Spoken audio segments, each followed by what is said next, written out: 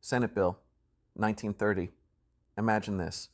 Imagine you pay an extra fee for a saltwater fishing stamp because you think that money will go straight back into protecting the coast and improving fishing.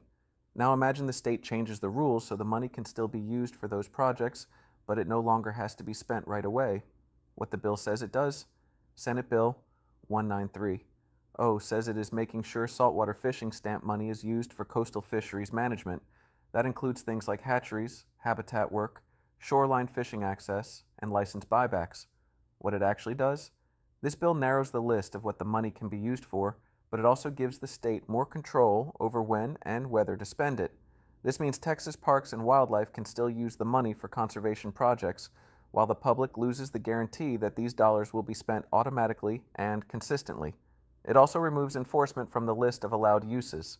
Who benefits? Texas Parks and Wildlife, conservation groups that support habitat and access projects, contractors and vendors tied to hatchery, habitat, and shoreline work, recreational anglers who may benefit from better access and fishery improvements, commercial license holders who may benefit from buyback programs. Who pays the price?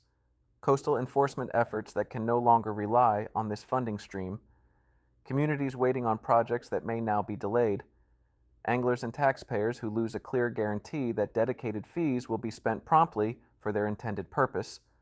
Why it matters. When Texans pay a dedicated fee, they expect that money to go where promised.